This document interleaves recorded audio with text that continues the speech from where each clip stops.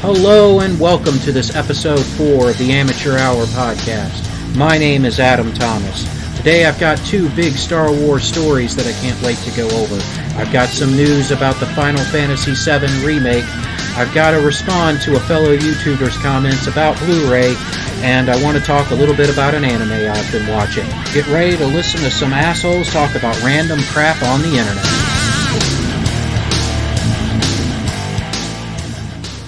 So, anybody that knows me knows that I'm a huge fan of James Rolla, his work. He's been a huge inspiration to me, and honestly, he's one of the reasons that I chose to get rid of television and, aside from anime, watch almost exclusively YouTube. For anyone that doesn't know, James Rolla founded Cinemassacre. He also plays the angry video game nerd and is one of the oldest and largest of the YouTube personalities. Now, there's plenty of other great people that work over on Cinemassacre, but James Rolla is the guy that kind of got all of that started. Now, not too long ago, he filmed a short video in which he talked about all of the bad things that he feels about Blu-ray as a video media. Now, a lot of what he said, I'm just straight not going to argue with. Yes, back in the days of DVD, it did seem that we got more extra features and documentaries that went with the film. That's mostly companies cheaping out rather than the Blu-ray medium itself. I'm also not going to argue that Blu-ray menus just aren't up to some of the old DVD menus that we got. In fact, a while back I was watching some anime and I pulled out some old DVDs, plopped them into the player, and was just knocked down by the intricacies of the DVD menus. How everything was moving, everything was unique, and then plopping in some Blu-rays and watching something that just came out, the menu was just static and basic. And the number of special features on this Blu-ray, even on the last Blu-ray disc that had all of the special features on it, was meager compared to what was available on DVD. But I will say there is one thing, one very specific thing that makes Blu-ray my favorite medium, and that is the protective coating on Blu-ray discs. I don't know if anybody else has noticed, but when Blu-ray came out, they started getting a protective coating on the discs. Why is that important? Well, for me, I like to buy stuff used. That's just the penny pincher in me. That's just the cheapskate in me that wants to go out and get the best deal I can. Now, I don't buy everything used, but when I do buy something used, I have noticed, and anyone that has bought used DVDs will tell you, they scratch. People do not take care of their DVDs. Anybody that's had to deal with CDs or older disc video games always has to ask, can I see the disc? Ever since Blu-rays became the medium to buy movies and video games on, I have largely gotten out of the habit of asking to see the disc. That's come back to bite me several times as I've gone back to buy, say, a PlayStation 2 game or a PlayStation 1 game, looked at it and said, yeah, I'll take that, and gotten it home and it won't play because it's a scratched up disc. With PlayStation 3, PlayStation 4 games, and with Blu-ray movies, I don't have that problem. Most of the time, 99% of the time, I don't even have to look at the disc. I can just get it, take it home, plop it in, it runs without a problem. Yeah, sure, there is the occasional, very rare disc where it looks like somebody took a hammer or something to the Blu-ray and the Blu-ray won't play. But the vast majority of the time, I can go into a used shop, pick up a Blu-ray, and whether it's a game or a movie, I can plop it into the player, into the system, and it'll play without a problem. That alone makes Blu-ray my favorite video medium, even more than digital. Yes, there is nothing in the world that is more convenient than watching a movie digitally. I will give it that. You can go on Amazon, you can go on anything, and it's right there. You don't have to look for it. But at the other side of it, things can be removed from online services. You can have Netflix, you can have Hulu, you can have Disney Plus, whatever. With the flick of a switch, your movie can vanish, never to return. Or what happens when, say, something is remade or re-released and there's a change to it? That change is going to be implemented digitally. We see this all the time with the Star Wars films. There are so many versions of the Star Wars films. If you have a movie on Blu-ray and they change that movie, you still have it on Blu-ray. If you've purchased it digitally, we can't say if you're going to have that original version of the movie or the changes that they've made to it. Now, I like Blu-ray because I like film conservation. Not so much because I have a bunch of rare films or because I think that somehow, somewhere down the line, mine will be the only copy. I like it just because nobody can take that away from me.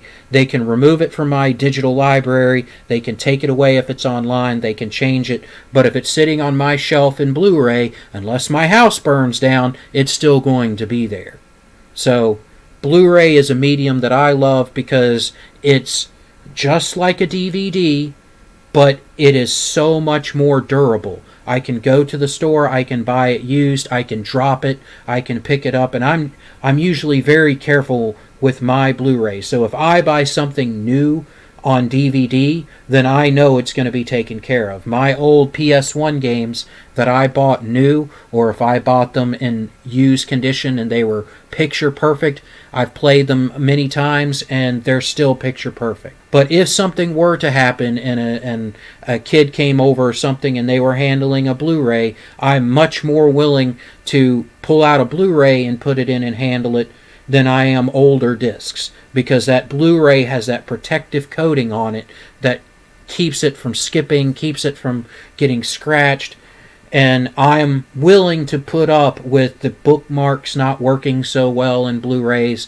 I'm willing to put up with some of the other problems with Blu-rays that pop up from time to time, because honestly, that movie is going to be there. It may not have all of the special features that I want, but I can go to the store and buy it used. I can rest assured that that Blu-ray is not going to be damaged because it's dropped or picked up off the coffee table or something by somebody that doesn't know what they're doing, as opposed to constantly having to worry if I go to the store and buy a used DVD if it's going to work. I love Blu-ray. I don't want to see things go digital. I know that's the future at some point, but man, I can just say, sorry, James, I don't agree with you. I prefer Blu-ray 100% of the time over digital and over DVD. Are there great things about DVD that I miss? Yes. Is that a problem with Blu-ray in general? No. That's a problem with companies, and I will fight companies. I have complained to companies before that their Blu-ray releases aren't good enough. Why can't we have the special features on it? Why are the menus so stupid looking and generic?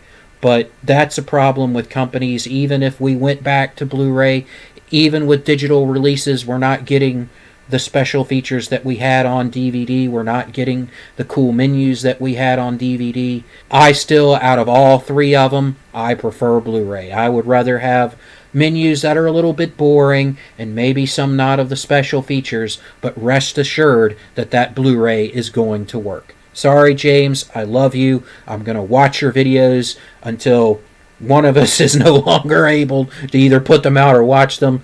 You're one of my idols. I respect you, man. I'd love to meet you one day. But in this, totally I am going with Blu-ray. So, what could be huge Star Wars news just released by Doomcock, the future ruler of Earth? Doomcock is reporting that Kathleen Kennedy has been banned from the set of The Mandalorian.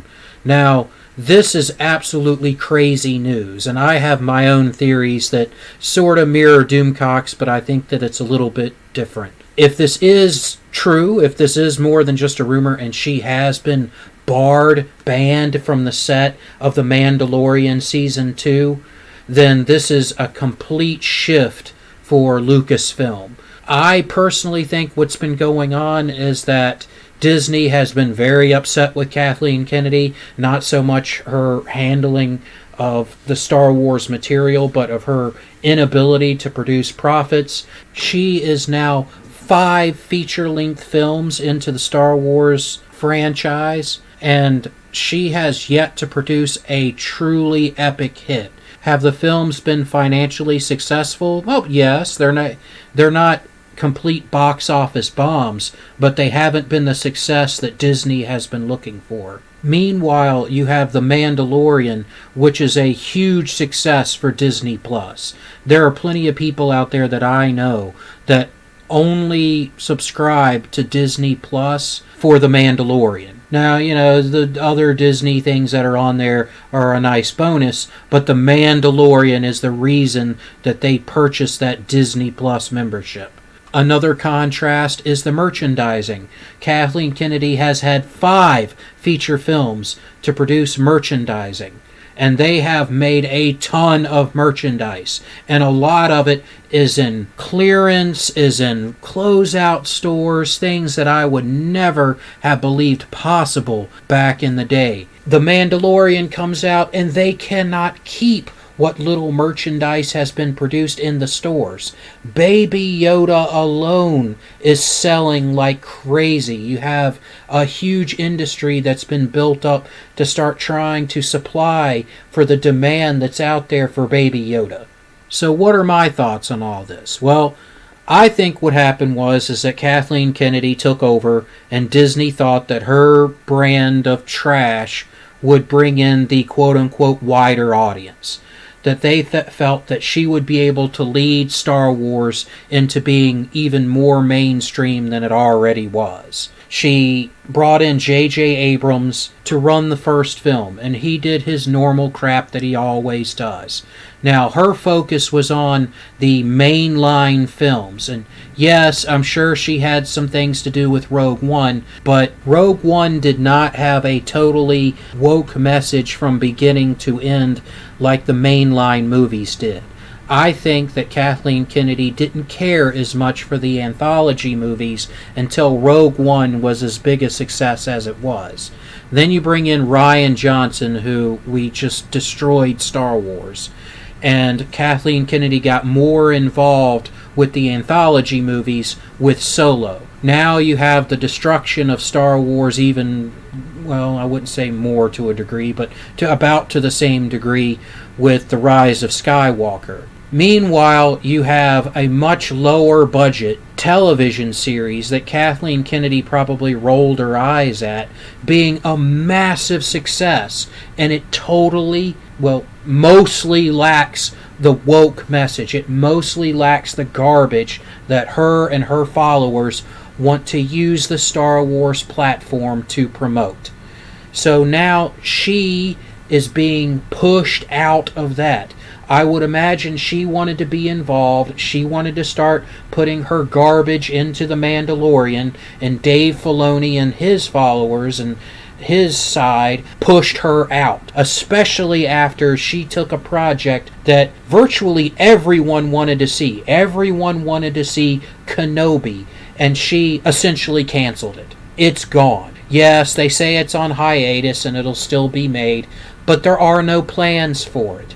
What do I think happened? I'm sort of with Doomcock on this. I think that she looked at The Mandalorian, looked at the success that it was having, saw that it was this lowly television show was overshadowing her movie franchise platform for her ideals, and she wanted to come in and take over that project because it was becoming its own sort of franchise. It was a platform that she could use to get her message out. Disney, Dave Filoni, whoever stepped in and said, no. You've already canceled the Kenobi series. You've already put that on the back burner, making it costing Disney Plus another successful television show, at least what was looking to be another successful television show. And now she's wanting to go in and mess with the cash cow that is The Mandalorian. It looks like someone, somewhere, has stepped in and started pushing her out of the picture. And I hope and pray that this is the beginning of the end of Kathleen Kennedy at Lucasfilm. I mean, she doesn't even have to leave Lucasfilm. Just leave Star Wars. Go work on something else. Maybe she can find success if she creates her own intellectual property. Maybe she can have her own woke franchise that people will love. That's one of the biggest problems I have with woke culture. They do not want to leave existing properties alone and go out and create their own woke franchises. Nothing's stopping them. I would not complain if they went out and created some superhero or sci-fi show or drama or whatever they want to create and have it dripping with wokeness. I'd say, go on, guys.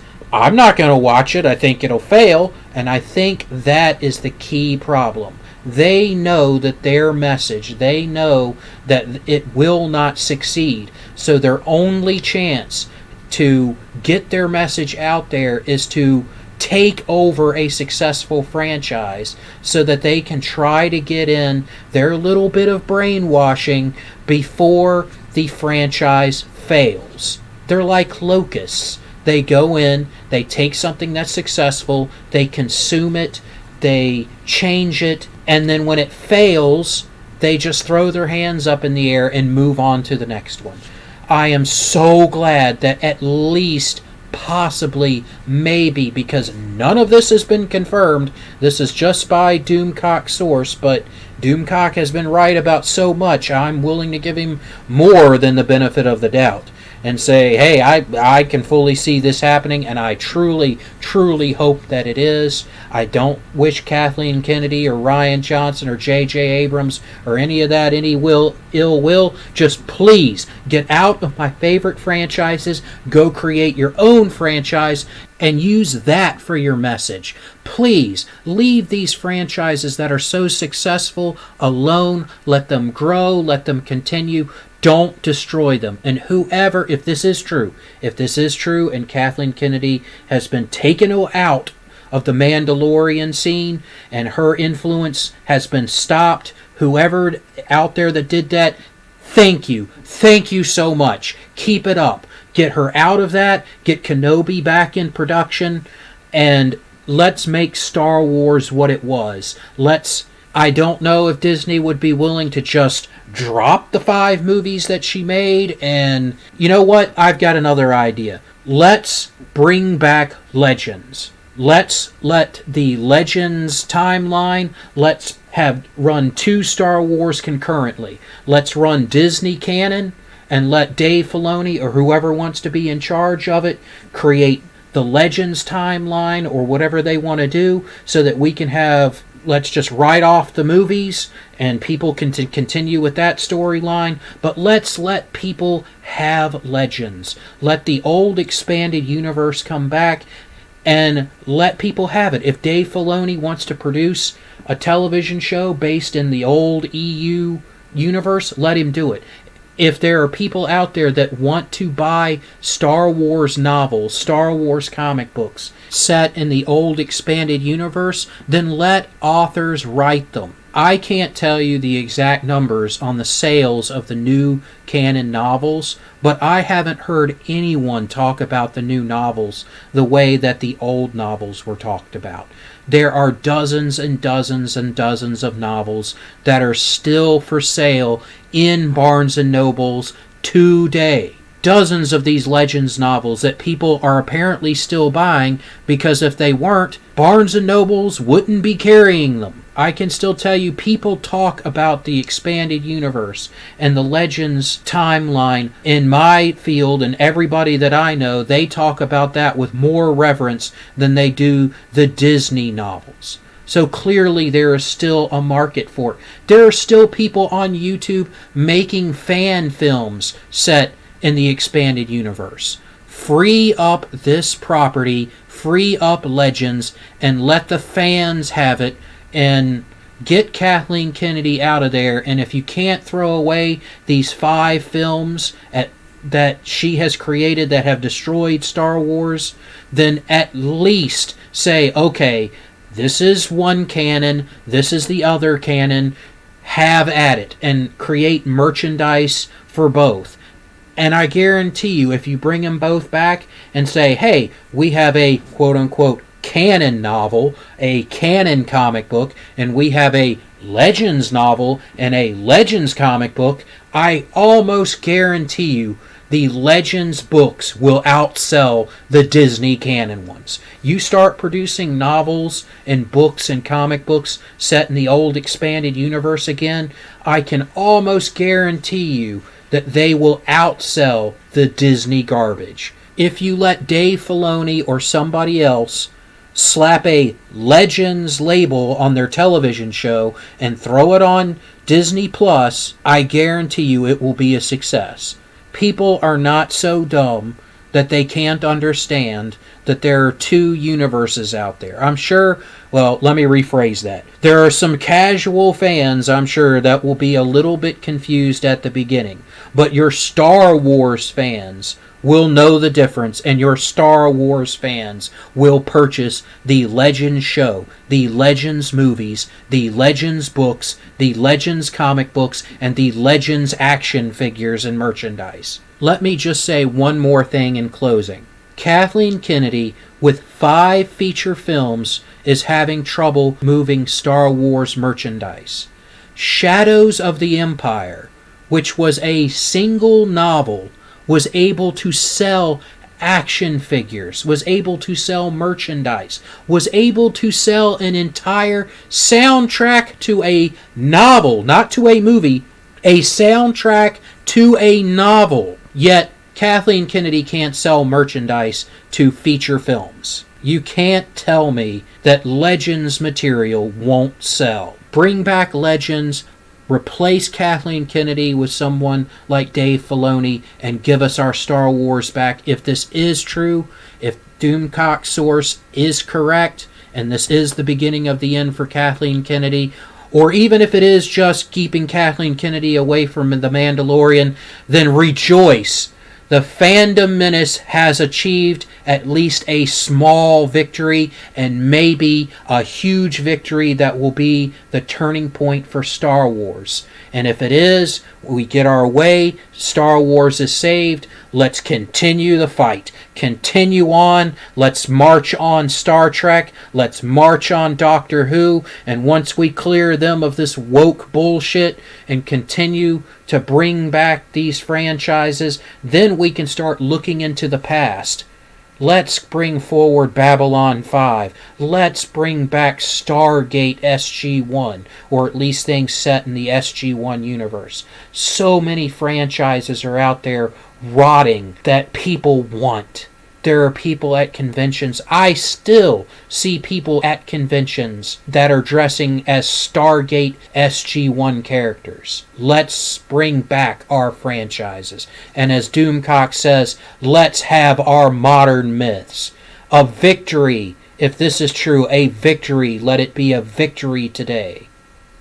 And as if to answer my prayers, IGN, while I was on there looking for some news, I came across where the Season 7 teaser trailer for the Clone Wars was released. I immediately went on YouTube and watched it, and let me say, oh my god. Now, I'm a big fan of the Clone Wars. I do have my problems with it, but for the most part, the Clone Wars was an excellent series. It started off a little rocky, but as time went on, I absolutely fell in love with it. There was some stuff in there I didn't agree with, like, you know, how they did the Mandalorians. I know that they made some major changes to that. I was a fan of Karen Travis's work as far as the Mandalorians, and what Dave Filoni did there, I didn't really like. I didn't see the reason behind the big change, and it was kind of depressing to see the way that the Mandalorians were handled under Karen Travis and had been under the expanded universe under Legends for years, to see that change. At the same time, it was still a good show, and if that was the price I had to pay for such a good show, I can live with it and do. Do I like to think that there are two kind of Mandalorians out there? Yeah, I kind of still want to buy in that somehow, somewhere on the other side of Mandalore, there are those old Mandalorians like Karen Travis had, and the farm is still out there, and I don't want to ruin anything from the Republic Commando, Imperial Commando books, but I still want to think that those guys are out there, that those old school Mandalorians are out there. But getting back to the trailer, it looked wonderful. It had Ahsoka in it. It had the feel of, okay, this is going to be the last season of the Clone Wars was suddenly canceled when Lucasfilm was acquired by Disney, and we lost that great show suddenly. All of the Clone Wars fans I knew were sad. We were sad to see the show go. We were sad to see so many storylines left unfinished. Fast forward years later, on Netflix, we were given this real quick kind of conclusion to the series that just, I mean, it was still good, but you could tell that it was just not the Clone Wars that we wanted. It was not the Clone Wars Reborn. It was not the Clone Wars finished. It was just sort of this side thing that I guess Dave Filoni begged to have done. And it ended well, but it just, all of us wanted more of the Clone Wars. We wanted a proper end to the series, a proper send-off to the characters, and I think that's what we're finally getting now. Looking at the trailer, it looks great. It sounds like the Clone Wars. It looks like the Clone Wars. It does follow Disney canon with following up with Rebels and all that, and that's fine. I did like Clone Wars when I could kind of talk myself into believing that it took place in the expanded universe. They are kind of transferring it out of that and putting it in Disney canon, and I have some major reservations about that. I would have liked to have seen Clone Wars continue in expanded universe, but that's just my hopes and dreams. Perhaps if like I said in the last segment, maybe if there's a novel or something that'll close out the Clone Wars as it takes place in expanded universe, maybe there's a hope at that, but hey, I'll be happy just to get some more of the Clone Wars television show. Rebels was good. There's a lot of people out there that criticize Star Wars Rebels. I'm not going to be one of those people. I had more problems with it than I did with the Clone Wars, but it still felt like Star Wars. The Clone Wars felt like Star Wars. Star Wars Rebels felt like Star Wars. The Mandalorian feels like Star Wars. I'll be honest, none of the films have. The most out of the 5 Disney-produced feature films, the one for me that I liked that most felt like a Star Wars movie was Rogue One. And I think that the reason behind that is because Kathleen Kennedy had the least to do with that one. It had some social justice, woke nonsense in it, but for the most part, it felt like a Star Wars movie, and out of all of them, it was the one that I had the least problems with. And it was one that I could watch and go, yeah, this is a Star Wars movie. Do I still prefer Legends over this movie? Yes. Is Legends much more convoluted with more crap going on and some of it that I don't agree with there? Yeah, sure. But this was a Star Wars movie. It took me back to me as a kid watching Star Wars with my mom, to me as a young adult going out and seeing the prequel movies. It felt like Star Wars. And this Clone Wars feels like Star Wars. I hope this means that Dave Filoni and the others have pushed Kathleen Kennedy aside, at least out of the television series, and we can get back to Star Wars. If you haven't seen it, go out and watch what is out there for Star Wars Clone Wars Season 7. There's the teaser trailer, and then there's the introduction of the Bad Batch. Now, the Bad Batch clones were originally conceived under Legends. They were there as part of Legends, I guess, but not quite. They were right there at the cusp of when Legends was ending and when the new Disney canon was being created. I'm not sure how much of the Bad Batch is actually considered part of Legends. I would consider the concept part of Legends, but what we're getting now of the Bad Batch is obviously going to be Disney canon, so we'll have to kind of take it with a grain of salt. I'm not above incorporating good things that Disney does into Legends. Things like the U-Wing. In my humble opinion, the U-Wing looks like a decent ship. It looks like something that would be in the original Legends Star Wars. There are certainly Star Wars ships in Legends that are questionable to look like Star Wars at best, so the U-Wing would fit in there really well. You could throw it into the background. You could have it as an official Rebel transport in the exact same role that it plays in Rogue One. I am not above giving Disney its due when it creates something cool. So, yeah, I'd like to see, like I said, a brand split. Let us have Star Wars Legends back and let some authors throw out some books and comic books in it. You won't confuse the fan base. You don't have to create television shows for it, though I'd really like to see some Legend stuff brought back in television and movie form. But hey, let's just throw out some novels out there and finish up some storylines and tell some more stories and Legends. And who knows, maybe this could be the start of it. I know Dave Filoni originally had some kind of plan to bring in the Yuzhong Vong into Clone Wars, whether that was going to be kind of a vision of things to come. Just from the way Dave Filoni has done some of his work, I can tell that he's at least read or is familiar with some of the Legends material, and I don't know if he's a fan. I have mixed feelings on that, with him wanting to bring in the Yuzhong Vong. Leads maybe to perhaps he is a fan of Legends, but with the way he changed the Mandalorians and their establishment in Legends and fandom, that kind of leads against this. I'm not sure. I've never met Dave Filoni. I'd want to sit down and talk to him if I could, and propose going back into Legends and creating the Legends brand again. So yeah, I hope that this goes well. I hope that this is a sign of things to come, that with the return of Clone Wars and how things are looking, maybe, just maybe, we can get back into the business of Star Wars again. We can have things to look forward to. And Kathleen Kennedy and J.J. Abrams and Rian Johnson and all of those people, hey, you know, if they're competent filmmakers, let them go out and create movies. Just keep them away from Star Wars. Keep them away from the thing that they have almost ruined. Let them go create their own franchise, and I hope that they succeed, and I wish them the best. But please, let Dave Filoni, let George Lucas, let people that created and love Star Wars make Star Wars. Bring back in Timothy Zahn.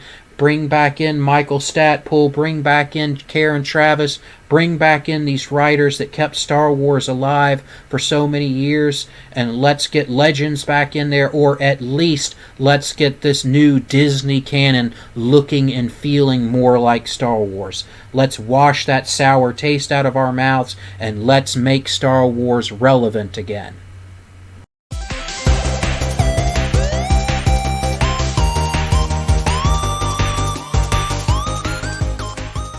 So I was looking through GameSpot, IGN, and a few other places, just seeing what's going on in the video game industry, and I came across an article saying that the Final Fantasy VII Remake install is going to be 100 gigs. You heard that right.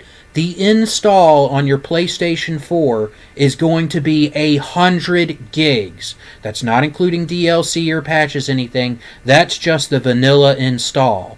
If that's right, oh my God, Square Enix, what are you thinking? If you have a 1 terabyte drive, that's going to be 1/10 of that drive. And it's going to actually be more than 1/10 of the drive, because, you know, none of the 10 terabyte drives are actually 10 terabytes. And you're going to have other games or other things on there. So you're actually talking about a more than 1/10 of the drive. If you have one of the older PlayStation 4s, I mean, you're a 500 gigabyte drive, it's going to be less than 5. You're talking about at least a quarter of your drive just for the install of that game.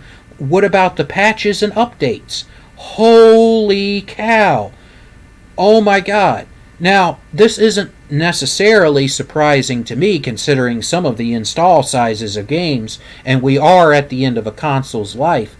But just think about that. If you have the PlayStation 5 coming down the line with a solid-state drive in it, how big is that drive going to be? Honestly, are you talking about launching the PlayStation 5 with a 1 terabyte solid-state drive? They've already announced that PlayStation 5, at least, has been rumored to say that it's going to cost Sony $450 per unit to produce. Are you kidding me? What kind of solid-state drive are they putting in these things? I mean, if you go out, I paused recording this to make sure that I was right, and as of the recording of this video, I just jumped onto Newegg to see how much a solid-state drive costs. to get a 4 terabyte solid state drive, the cheapest one I could find was about $450. So if your entire system, and I know Sony isn't paying Newegg prices, they're going to pay quite a bit less than that, but if your entire console costs $450 and the solid state drive is, say, a tiny fraction of that because you have your processor, your graphic processor, memory, all that stuff, if you're paying $450 per unit for that, I mean, what kind of solid state drive are you putting in it? You know, a 1 terabyte, maybe a 2 at most, at absolute most, and you're talking about a prior gen game that's going to have it install, a vanilla install of at least, if IGN is correct, 100 gigs for one game. That's going to go fast if you're talking about if at the end of the PlayStation 4 lifespan we're looking at one game taking up 100 gigs of space for just the basic install, let alone if you're going to install DLC. If you're looking at 100 gigs there, what is the install base going to be at the end of the PlayStation 5's lifespan? How is that going to work? If the PlayStation 5 has a lifespan similar to the PlayStation 3, that it's going to be around for almost 10 years, and you're looking at the PlayStation 3 launching with a 20 gig option and ending its lifespan with a 500 gig, how is this going to work? The solid state drive, honestly, Sony, I think you should have 2 drives. You should have a solid state drive and you should have a traditional storage drive. Make it as fast of a traditional drive as you can get. Throw one in there that's big and have all the saved games, have everything that you possibly can split on that traditional drive, and have the solid state drive for just the absolute what has to be loaded quickly, because otherwise you're not going to have storage space on this PlayStation 5. Looking at this, 100 gigs for one game. If you've got a 500 gig drive on your PlayStation 4, be prepared, because if you're going to be playing Final Fantasy VII Remake, you're not going to be playing much else, especially if you're going to be getting a bunch of DLC. And heaven help you if you have to download the entire game. If you're buying Final Fantasy VII Remake complete digitally, I'm sure 500 gigs you'll be able to do it, but Lord, you're going to have an older PlayStation 4. It's not going to be a PlayStation 4. It's going to be a Final Fantasy VII Remake device. So, oh my God, 100 gigs for one game. And I know I'm going to be old and crotchety and be yelling, oh, get off my lawn. But I can remember when the first 1 gigabyte drive came out. I can remember looking at that and going, holy cow, a whole gig on one hard drive? Who would need such a thing? Oh my God, a gigabyte? I mean, even now, after dealing with it all these years, in a way, I can look back and when I hear a gig, I think, geez, that's a lot. And now we're talking a terabyte isn't enough. We're talking multiple terabytes. And how long is it going to be before we're into needing double digits of terabytes? It's nuts how much things have changed even in my lifetime, and how much things have changed just in 2 console generations. People say, and I'm one of those people too that doesn't notice that much of a difference between the PlayStation 3 and the PlayStation 4. In a way, that's right. It's nothing's going to be like going from Nintendo to Super Nintendo, but in a way, how much of things have changed, where Sony thought they could launch a console, a PlayStation 3 with a 20 gig hard drive. Oh man, how things have changed, and I'm worried in a way Sony has not learned their lesson from it. I'm worried that the PlayStation 5 is just not going to have the storage that it needs. Sadly, though, there's more kind of bad news with Final Fantasy VII Remake. They have announced that there's going to be DLC and that there will be launch DLC. They've already announced that if you pre-order, you will receive the DLC summons for Chocobo immediately, and that means that most likely more things are going to be DLC straight out of the gate They're already splitting the game up. Obviously Final Fantasy VII, we've known for years that the remake is not going to be the complete game, that the remake is going to be the Midgar portion of the game, and who knows how long it's going to be before we get all of Final Fantasy VII remade and released. We don't even know if it's going to happen. If they handle it like they did with Final Fantasy 15 and its roadmap and DLCs and half of the freaking game, that's not fair, not half of the game, but portions of the DLC game that were just never going to be done and is going to be released as a novel, which is terrible customer service. Hey, we're going to eventually get you this entire game, and we're going to release it in bits and pieces, and what we said about that, never mind, we're just not going to complete the game. Let's hope that never happens with Final Fantasy VII, but already we're talking about DLC for the game, and the game hasn't even been released yet, and we're worried about there being day one DLC, paid DLC. The game looks amazing. Hopefully that's not the case. There is some controversy out there about how some of the summons looks. And I've seen, there was a video released a while back that had some of the summons in it.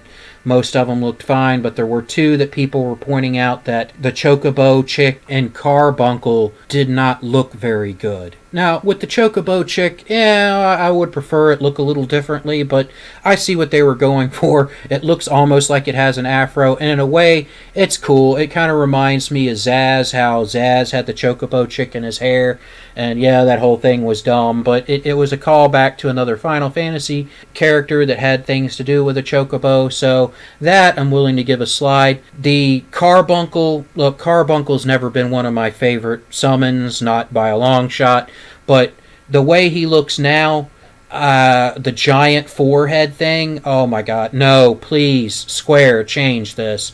Please, please, please change this. You hit gold with Carbuncle in Final Fantasy 15.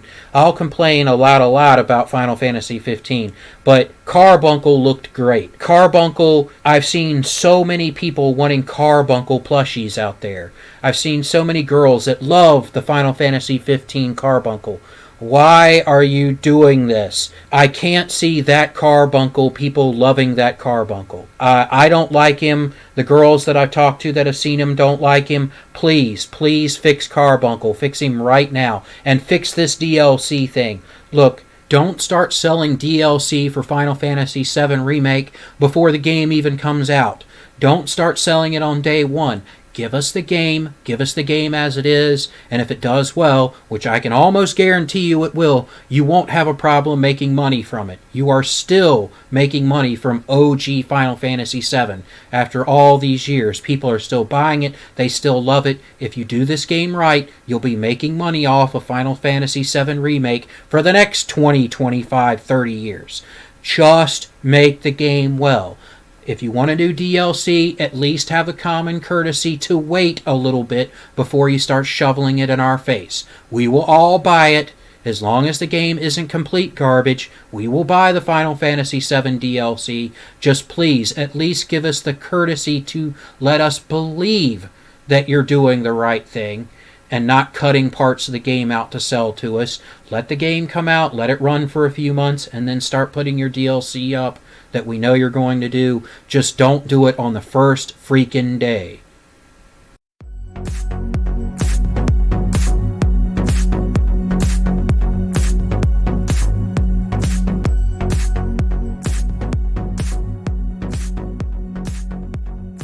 So, I'm almost done with that time I was reincarnated as a slime.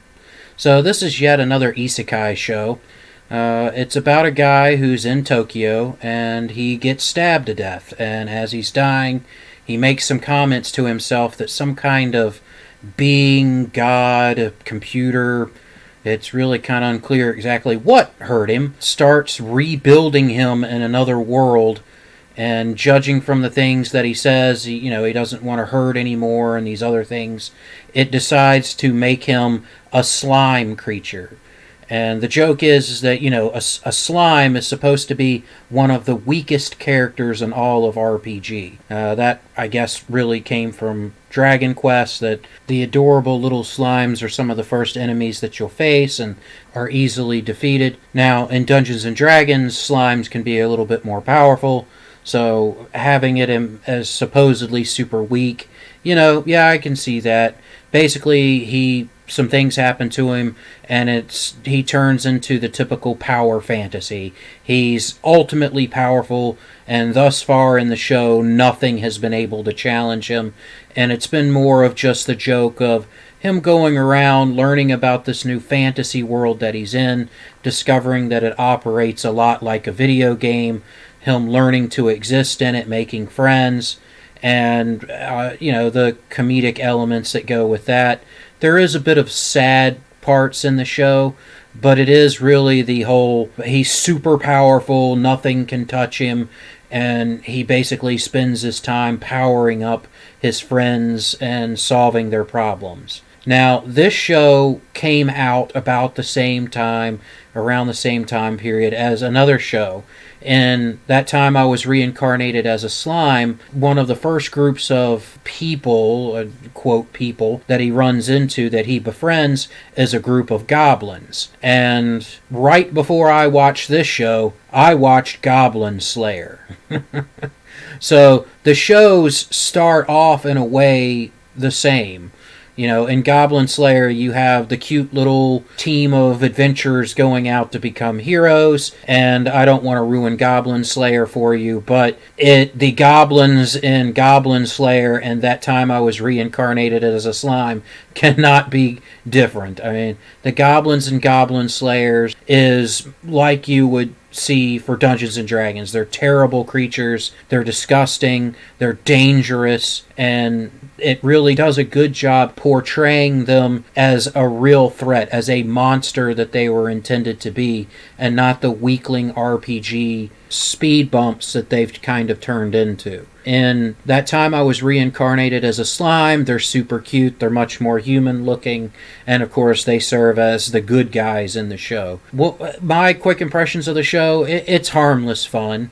It does eventually start turning into, of course, a harem where all of the different girls that he meets are kind of fighting over him and wanting to spend more time with the hero. He does eventually get the ability to kind of transform into a humanoid figure so he can have more physical comedy and a better presence than just being a little blob. So it's okay. I would say that the first bit of it's the best. It gets repetitive after that with sort of the bad guy showing up for the week and then having a few episodes and being defeated. Then, oh yeah, there's a more powerful bad guy that's going to show up. I'm almost done with season 1. I'm pretty sure season 2's a way off, but I am interested. It's a fun show, so once it comes out on Blu-ray or DVD, I'll watch season 2 and probably give another follow-up impression on what I thought of season 2. Well, it looks like that's about it for this episode of the Amateur Hour podcast. I hope you guys have had fun. Next week, we're going to be talking some more video game news, and at this rate, hopefully there'll even be even better Star Wars news to talk about. I'll hope to see you then. Thanks again, guys.